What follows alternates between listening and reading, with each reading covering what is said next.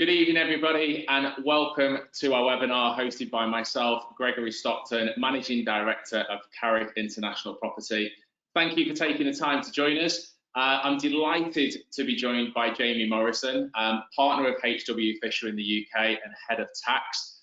He's here to answer all of the questions that I've had and many of the wealth managers in the firm have had over the last 3 to 4 weeks surrounding tax when looking at UK property. Before we dive into some of the tax questions, however, I'd just like to spend 5 minutes just going through what's going on in the UK right now, a little bit of an update to the UK market, bit of update on UK property before we dive straight into the tax stuff.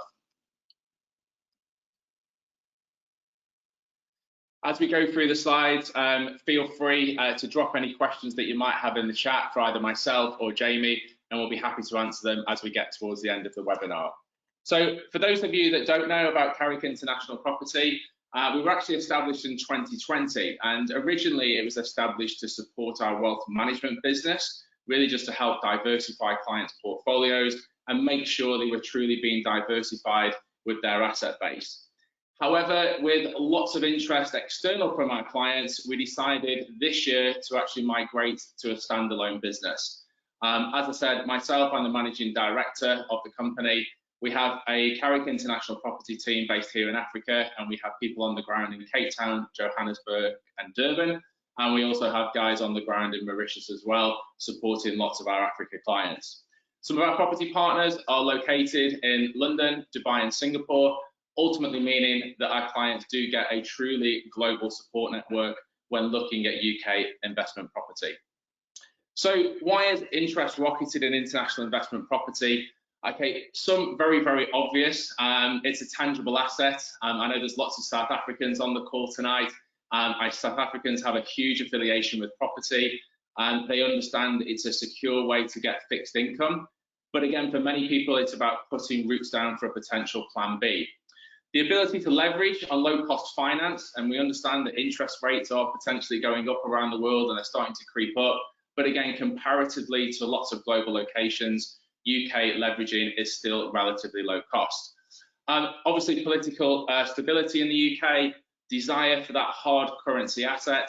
We have lots of people sending children to universities, whether their children currently be located in Africa, Cape Town, Johannesburg or Dubai. UK seems to be the place they are going for university, so making sure you've got roots down there, potentially important. People understand that long-term growth from property, and we'll come on to that a little bit later in the slide. And of course, with everything that's been going on in the markets over the last 12 to 18 months, more and more people are starting to realise that property is a fantastic hedge against those markets. To give you a little bit more in-depth analogy, and again, I won't bore you with too many stats on this, but what you're looking at there is a 50-year look back over UK assets. So you have cash in there, you have gold, you have bonds, you have the FTSE All Share, so essentially stocks and shares, and you have property. Now, the important things to note on here, and we'll just go through it step by step. Over the last 50 years, which is a really good litmus test, I would say, for any investment that anyone was going to make, UK property has only been ranked the bottom performing asset for 6 times. Okay, so 6 times out of 50 years, it's been ranked as the lowest performing asset. Not too bad at all. In the last 25 years, it's only been lowest performance twice. Over the last 25 years, 19 times it's beaten inflation. So again, we talk about inflationary pressures all over the world right now, especially in the UK. Okay, 19 times out of the last 25 years, it's beat inflation. But as any investment you will ever make, if I could tell you the stat that out of the last 50 years, you've had 43 years worth of positive growth, I think no one would argue that that presents a fantastic investment opportunity. If I could have invested into anything over the last 50 years and had 43 years worth of positive growth, that's got to be a good story. And over the last 10 years, okay, you've got an average performance on growth of about 5.5%. Okay, so UK property, still a fantastic asset class to balance out your portfolios. So what are investors really looking for when they're going into UK and they're looking at property? Well, ultimately, they're looking for growth and they're looking for yield returns. To summarize that, they're looking for consistency and they're looking for certainty. You know, anybody that's held a stock portfolio over the last 12 months to 18 months understands exactly why that balance, that diversification is important. And again, I'm not a huge one to share graphs because I do find sometimes they're a little bit boring, so I've only got 2 to go through. But if you look at the top graph there, the blue line represents the FTSE 100 and the orange line represents UK property growth over the last 7 years. Very consistent, not always outperforming the FTSE stock market, but again, consistent and certainty. If you look at the bottom graph there, the colours are slightly inverted. So you've got the orange now, it goes to the FTSE 100. And the blue line represents not only property growth, but it also represents property growth plus yield that you would have been getting from your property as well. So again, if you'd have been invested for the last 7 years, you'd have probably had, I guess, more peaceful night's sleep, okay, less stress with your portfolio. So again, a fantastic way to just diversify any investments that you're currently making. And if you look at the right-hand chart, again, this was a prediction of Savills all the way up to 2025. Year on year, you're looking at positive, consistent growth. Obviously, some areas getting more than others. London, as always, slightly less in terms of growth. And as you move up the country into the north, obviously, better growth potential. So just really to give you a very quick snapshot there of UK property, why it still represents a fantastic opportunity for investors, why you should still be considering it to diversify your portfolio. But like anything, when you go into an investment, it's always important to understand the fees, the charges, and everything that's associated with it. So that's why I brought Jamie. So over the last 3 or 4 weeks, we've had lots of questions from investors and potential investors, specifically surrounding tax, not necessarily fees. I think most people are understood on the fact they're going to have to pay solicitors' fees, some legal costs, maybe a furniture pack if they've brought off plan. But tax is where it gets really confusing, it gets a little bit messy. And no one better in the industry to answer these questions than Jamie. So Jamie, welcome to this evening's webinar. Really nice to have you. Thanks, Greg. Nice to be here. Thanks for inviting me. And are you in London at the moment? Yeah, so yeah, we're based in London. So I'll give you a little bit about myself. So I'm Jamie. I'm obviously a partner here at HW Fisher. I'm responsible for tax services across the firm. We're in the top 30 ranked accountancy firms in the UK. One of the areas of specialism we have is advising overseas investors who are looking to invest into the UK, whether it's buy businesses or particularly into real estate. So it's one of the areas we specialise in. We act for over 1,500 clients based outside of the UK who've got investments into property, and we advise them from tax advice on structuring, inheritance taxes, through to even doing things like their tax returns and the more mundane compliance issues that come along with it. Okay, so a total bespoke service, right? Absolutely. Excellent. All right, mate. Well, look, thanks for the very high-level overview. I want to dive straight into the questions because, again, we're talking about tax. It's I know it's 6 o'clock here in South Africa. It's 8 o'clock in the UAE, and it's 5 in the UK. So I know people have got to be getting on with their evenings, but let's go through this step by step and get the important ones out of the way. So again, these are questions that have come through from proper potential investors or current investors. They've not been made up by myself, okay? So we've got a true reflection of the market, which I think is always really important when doing these kind of webinars. So I guess first question, taxes obviously change frequently in the UK, as we know.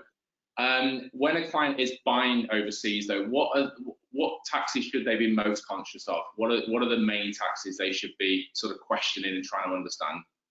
Okay, I split it down into 4 main areas. So if you look at the life cycle of a property, is the way I like to think of it. Your first is your purchase taxes, which is stamp duty, land tax in the UK. So it's understanding what you're buying. Are you buying at the right rate? Depending on what you're buying, are there any reliefs available for you potentially? So it's looking at that and examining that. Then if you're letting the property out, then it's understanding what income tax or corporate taxes, if you're buying via a company, what you're going to pay, how to maximize your deductible expenditure against that to reduce the tax on the profits.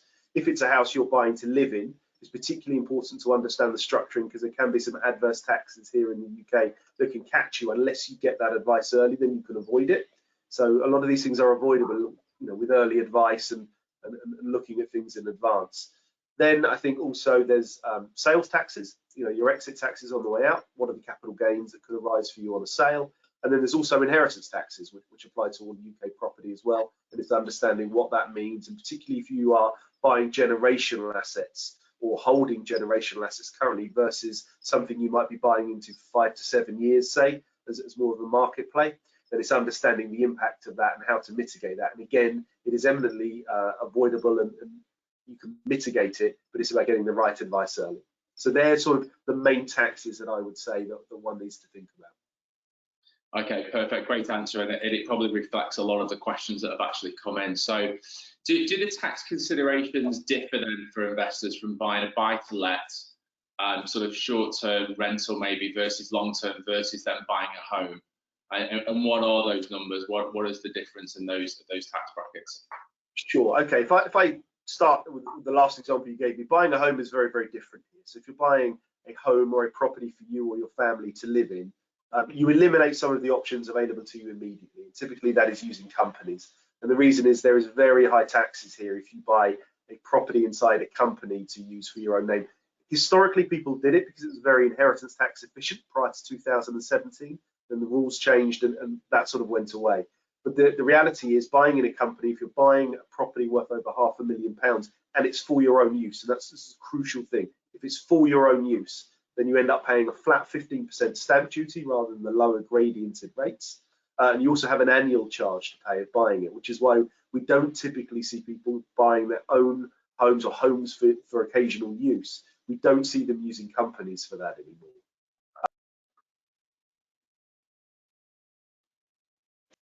We definitely see companies being used for that, but it genuinely is, it's more for larger portfolios or larger assets. So smaller assets people still tend to buy in their personal names, and the reason usually is not really tax driven, it's more cost of finance. Okay, so for lots of people considering buying homes at the moment, I mean, it's quite a common thing for South Africans to think about buying through companies, you know, maybe trust companies. As you're saying that that's probably not the right way to go, do it in your own personal name.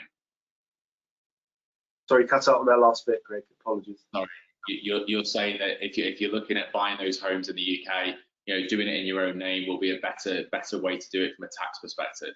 Yes, absolutely. Okay, great, because that's the threshold of £500,000. So if you're buying for anything more than $500,000, then you have to revalue every 5 years. So even if you're not there now, eventually you'll get there with the way the market moves. Okay, nice. Okay, great answer. Income tax, it's been talked about quite a lot. So obviously, you know, the South African income tax brackets, they're fairly low. You get up them very, very quickly. Yeah. When buying a buy-to-let property, an investment property in the UK, what income tax considerations do people have? What are the brackets, and you know, how can you potentially off some of that? Is there a way to do it? What's the most sensible way? Sure. Okay. I mean, the first thing to think about, and this comes back to this point at the start, is how are you buying your property? So should you buy in a company name or should you buy in an individual name? In a company name, the current tax rate is 19%.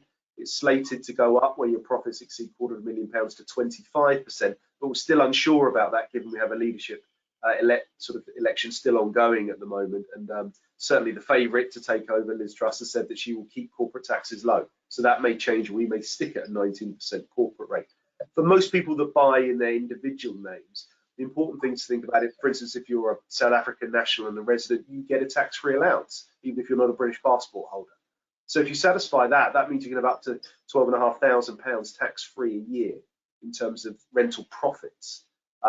So it's always worth thinking about that, and particularly if people are buying jointly as married couples, that gives up to £25,000 before they even start paying tax in the UK rental profit.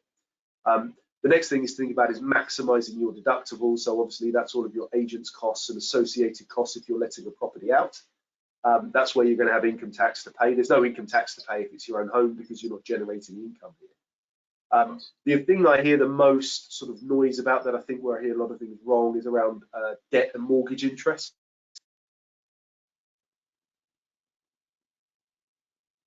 Isn't the case? So you can still get tax relief. Sorry to stop you there. You just cut off slightly. Can you just maybe just go back and start that sentence again for me? So about mortgage interest. So mortgage interest, the rules have sort of changed in 2017. There's been a lot of noise saying you can't get tax relief for mortgage interest, but that's not right. So you can still get tax relief. It's just that the tax relief is restricted to 20%. So for most people, if you think the way the UK tax rates work, if I take an example, for instance, of a married couple in South Africa buying a property and letting it out here, they would have up to £25,000 of tax-free income as the first sort of stage of the income. Then the next part would be taxed at 20%, and they have up to £38,000 each. That's potentially another £76,000 at 20%. At that point, you get full offset for your mortgage interest. It's only when you go beyond that into the higher rate tax brackets at 40 and 45% we have in the UK that you end up suffering some restriction on your mortgage interest. So for most investors, they're still going to be at a stage where they're getting full tax relief for their mortgage interest. Okay, nice. And then one of the questions we had was, would it make a difference if they had an interest-only mortgage versus a capital repayment mortgage? If, say, they bought a big, larger asset and they were getting, 40, 50, 60,000 pound a year's worth of income, for example? Sure. So the answer to that is no, because we only allow deduction for the interest element of the mortgage. We don't allow a deduction for the capital repayment element. So that wouldn't make a difference. Okay, perfect. Great answer. Stamp duty. Obviously, I think this is probably the main one where a lot of people get caught out. They're just about to, take the keys and do the final payments and realise they've got some hefty fees to pay. So I think probably the best way for us to approach this is maybe if you can talk us through the standard, stamp duty land tax brackets, and then what additional surcharges people need to be conscious of when really they're planning on their budget, right? And how much they need to have set aside to cover these things. Absolutely, yeah. So we have a progressive tax system for stamp duty. So we used to have what was called a slab system, where depending on where your property price landed, you paid a fixed rate of tax.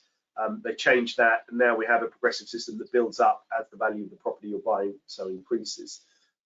So it starts at 2%, goes to 5%. That's 2% at 125,000, then up to 5% the next 125,000, and it jumps up beyond that until you get up towards 12%. On top of that, there are additional surcharges that people need to be aware of that have been introduced. So the first is called the second home surcharge. So the second home surcharge applies where you own a residential property, and it doesn't matter where in the world that residential property is. And we also, for spouses, assess them together. So if your spouse owns a property name, you will still have to pay the supplementary charge of 3%. So there is that second home surcharge to be aware of. And there's also a 2% non-resident surcharge now as well, which can also apply. Now, both of those, the 3% and the 2%, are potentially refundable in certain cases. So the 2% non-resident one, for example, if you move to the UK, you can get that back. There's a preset limit. So if you move within a year of having completed your purchase, then you can get it back.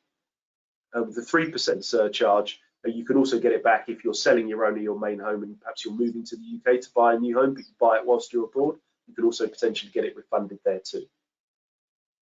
Okay, and there was definite confusion with somebody I sat down with the other day about the supplementary surcharge on second properties. So do they class other investment properties towards that second property, or is it just a residential home? So they will regard any residential property that you own, no matter what its purpose, as a second home for these purposes. However, they won't count any properties you might own via a company. Is where you are buying a property in the UK and it's the only property you're going to own, but you're buying it as a buy-to-let, you won't have the second home surcharge. Even though peculiarly you're buying it as an investment and not a home, you still won't have the second home surcharge, because the test is how many properties do you own at midnight on the day you complete that purchase. And if the answer is 1, then you don't pay the 3% surcharge. Okay, excellent. So yeah, I mean, for somebody, looking at budgets at the moment, if you take somebody spending, £500,000 or £600,000, they're a foreign buyer, it's their second home, that can get to a tasty amount when they come to exchange on the final contracts, right? Yeah, the other thing to remember though is, although there is this purchase cost as well, you do get tax relief for the stamp duty cost. Of course, yeah. Yes, there is a cost, but obviously when you come to sell your property in the future, it's one of the items you deduct against your future capital gains. Yeah, so it can be offset at a later date, basically, right? Absolutely, yeah, absolutely, yeah. Which I think is definitely key to mention. I mean, most of the people that will be buying investment property are probably looking for a 5 or a 10-year hold. So it's almost feeling the pain up front to know you're going to get the relief later on down the line, right?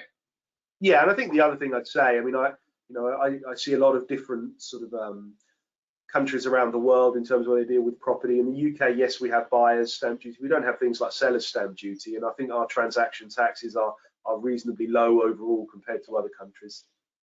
Yeah, I mean, again, I know there's a lot of South Africans on this call, and the transfer fees and transfer duties in South Africa are also very obscene. So people are used to paying the fees, which I think it's just always important to fully understand them. Okay, so that answers quite a few questions that we've just gone through in one go. There's a couple of clients and potential clients on the call that are looking at bulk purchases at the moment. So either buying 4 units up to, actually one client who's buying up to maybe 20 units. What sort of tips would you have? Because again, I know, to ask you to go through every single thing a bulk buyer should be doing is probably going to take us another few hours on a webinar, but what would be sort of like your main tips for somebody considering a bulk buy, whether that be in one block or maybe just multiple units around the UK? Sure. So there are 2 main reliefs actually for stamp duty land tax that I would think about. The first one is sort of automatically applies. If you buy 6 or more units in a single transaction, and by that it's typically with the same person or persons, so if you're buying off one developer, you pay the non-residential rates, which are much lower. So the maximum is 5% on the total purchase price. So that's a much cheaper usually route, unless you're buying a lot of very, very small units, but it's usually a much cheaper route for stamp duty than it is paying the normal residential rates. So that's the first tip, and to make sure that's not missed.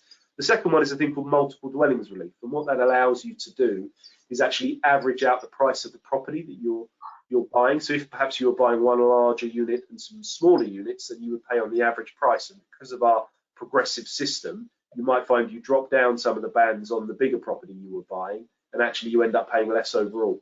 So it's always doing those calculations and getting that understood, in particular because the lawyers tend to deal with the stamp duty land tax filings in the UK, that they've got the right calculations on the stamp duty. And I think one other thing I'd say is one of the things we typically see in London, particularly with some of the bigger houses and bigger house purchases, some of it will come with staff accommodation, staff flats, basement properties for staff. The multiple dwellings can be used there as well because they are a separate dwelling within the main house. So that can prove to get some very, very large savings for clients where they are buying things, perhaps with staff accommodation or with annexes and things like that. That's something we see typically where claims are possible too.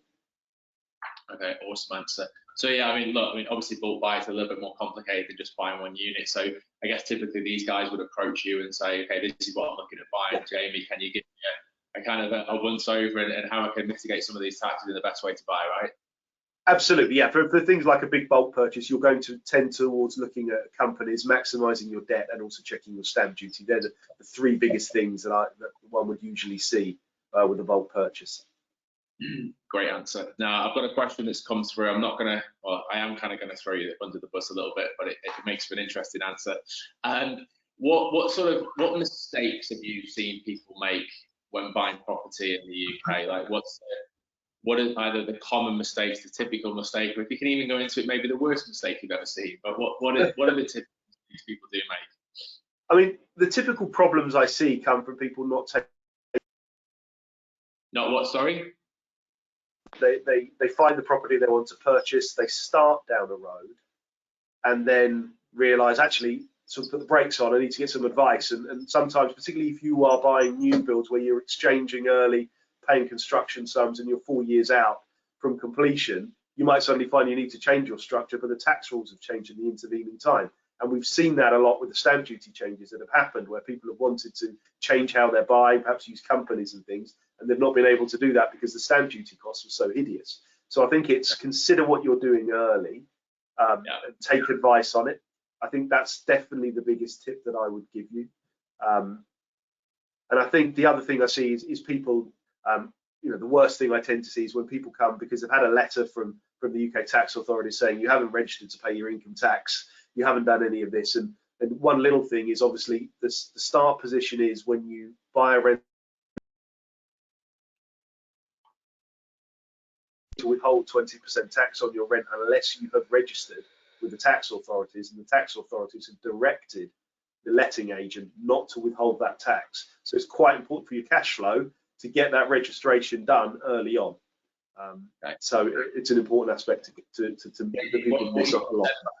What you just said about that withholding tax with letting agent stuff, obviously I know that's super important, but you cut out for maybe sort of 10 seconds into that explanation, and I know it's important. Can you maybe just, I can't rewind the webinar, but can you maybe just kind of just go through that last little bit again for us, please?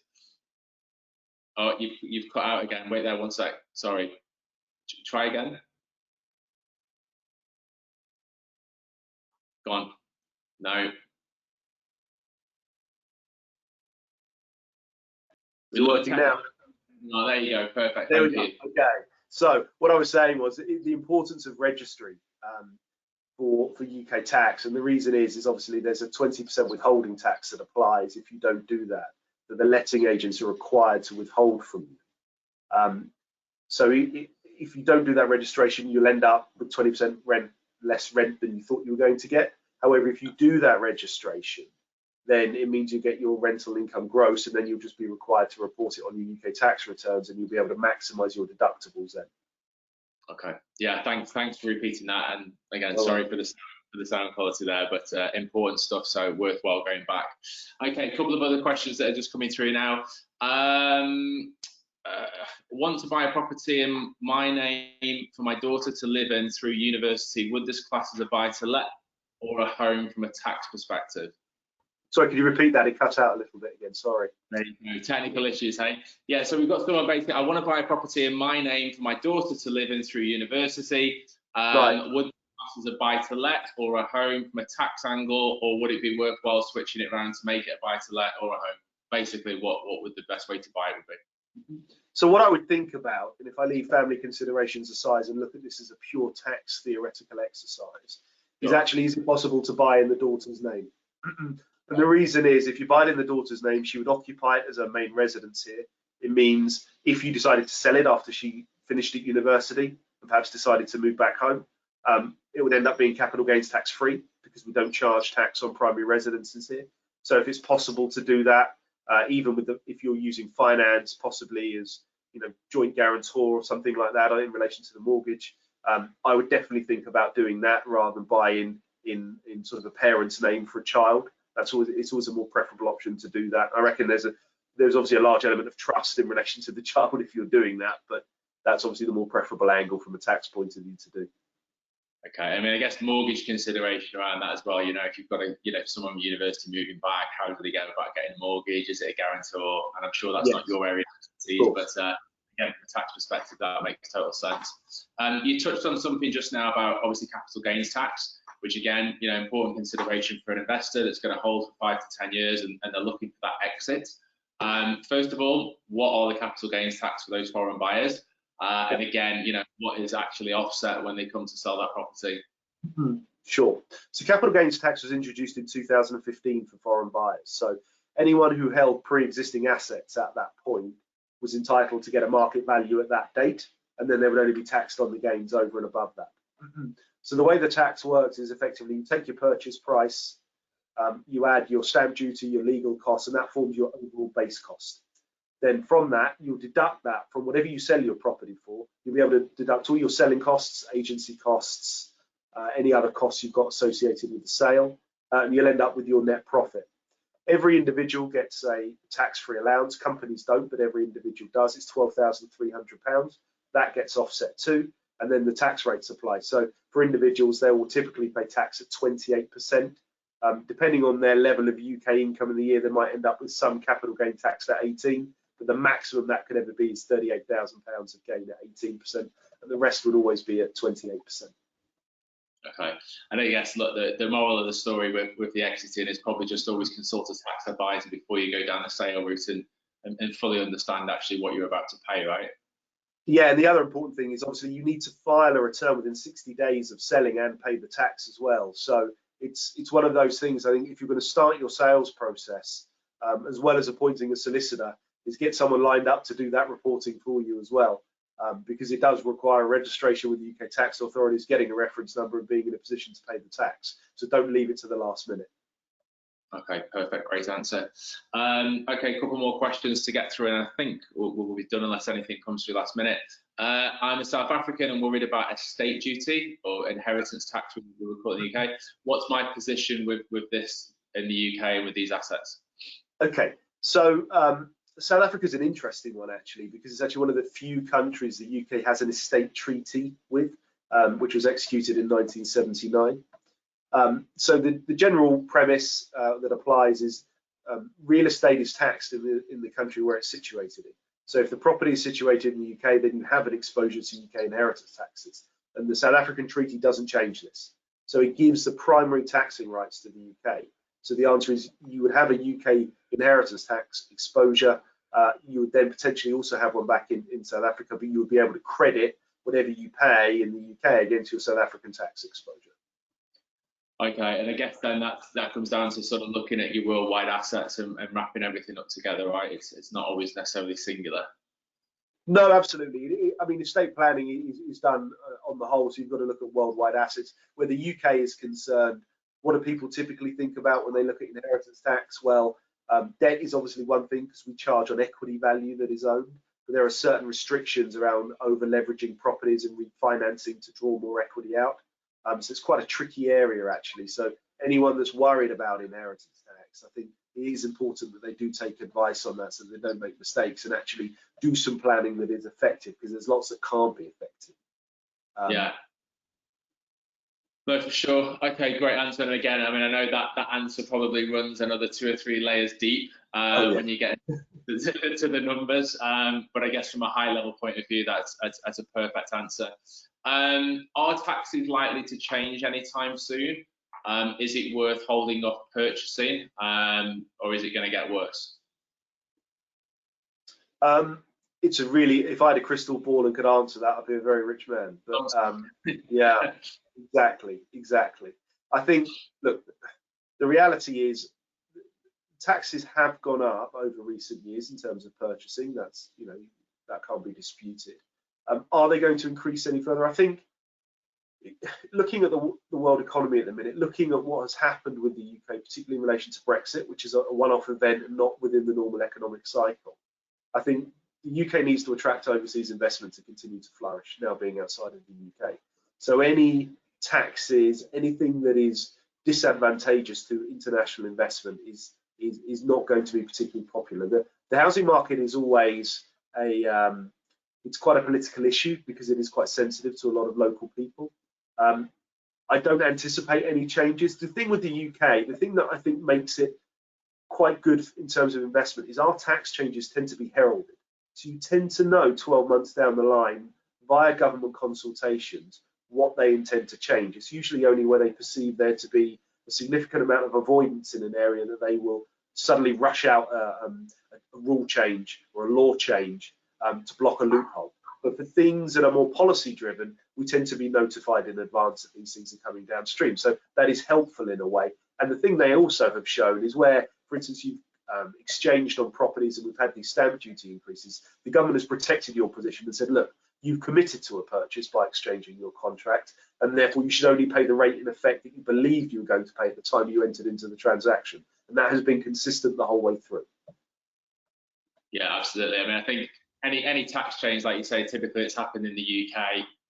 You've had a bit of a run up, you know what's happening. I mean, I spent a decade in the Middle East, and you wake up on a Monday and all of a sudden it's in the papers that something's been changed overnight, and it's like, where did that come from?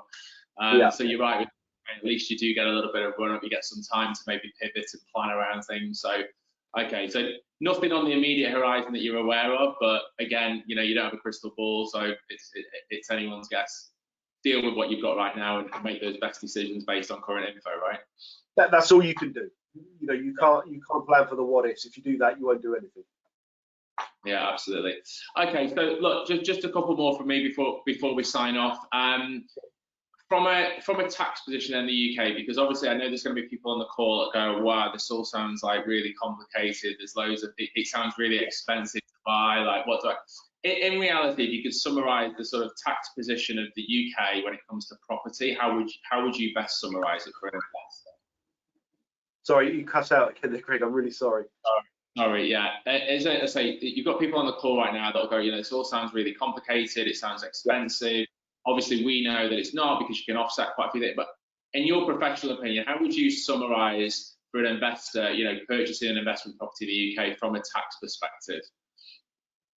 So I think it's a reasonably straightforward process to do, providing you take the advice at the outset and think about how you're going to hold the property, acknowledging the fact that, think about what you're buying for. It's very easy. I've seen a lot of investors get panicked over things like inheritance tax, when the reality is when you sit down with them, they're only investing for 5 to 7 years. So you think, well, why are you getting so worried about it? If that's your risk exposure, let's talk about what we do to manage that during the time you're invested, which is a very different conversation from generational asset planning. So I think, what I would say is I wouldn't be put off by it at all. I think it's just a matter of thinking about what you're buying, why are you buying it, and then ensuring you get the right structure and the right advice at the outset to put you in a position where it's a fairly stress-free acquisition. Yeah, absolutely, great answer. So from your perspective then, obviously HW Fisher deal with multiple clients at multiple destinations. Who would be your typical client? What sort of level would people come to you, and then what do you actually provide for them? So, I mean, we act for anyone really who's got a rental property here in the UK. It's done on a fixed fee basis. So we can support anyone really, no matter what size of property they're buying to let out, from compliance through to anyone that's looking at significant block purchase and needs structuring advice. We don't have a set client per se. Every client's individual and different, so we can accommodate all needs. Excellent, good to hear, and I'm sure lots of people listening will be have a degree of comfort knowing that as well. Your inbox might get quite full over the next few days, I imagine. But look, mate, those answers have been fantastic. I really appreciate you taking the time to talk to me and answer obviously a really important topic. Hopefully the people on the call have been well informed, and like I said again, I appreciate you taking the time to chat to us all. That's a pleasure. Thanks for having me. I really appreciate it. Enjoyed it very much. Excellent, thanks Jamie. For everybody listening, again, thanks for taking the time out this evening. Obviously, when you are talking about buying UK property, investment property, we understand there's a lot of hurdles. The amount of people we speak to that want to buy, but then they think, okay, where do I buy? How do I buy? What are the taxes? How do I find a good solicitor? Even if I find the right property, how do I get it tenanted? How do I do the ongoing management? I know, and it becomes a little bit too much for people to digest, and ultimately leads to doing nothing. When we set up this business, we set it up for that very purpose, is to help fill that gap. So to help everybody that's looking to buy UK property understand every single step of that journey and have that hand held on every single step of that journey as well. So we will help on the initial stage to find out exactly what you're looking to buy, why you want to buy, and then guide you and educate as much as possible. Once we land on something that makes sense for you, from an admin perspective, we'll help introduce you to top solicitors in the UK, and we'll help secure a mortgage if it's needed.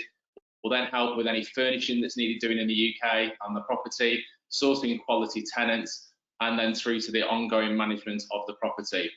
Once you've got that perfect property and it's producing income, we'll then provide you some ongoing support. So we'll try and provide you an update valuation of your property every 12 months, invite you to different webinars such as the one we're having this evening, introduce you to any new projects and opportunities that land on the desk, and of course we're available for any questions that you might have at any point in time. Plugging into guys like Jamie makes my job a hell of a lot easier, and obviously for any investor on the call tonight that wants any further information from Jamie or myself, feel free to email us direct on info@carrick-property.com, or, although choose your time wisely, feel free to WhatsApp me on +27 84029 7442, and I'll quite happily schedule any one-to-one with myself or any member of my team to answer any questions that you've got on UK investment or home property. Thank you again for joining us this evening. Have a fantastic week ahead and happy investing. Thanks everybody. Good night.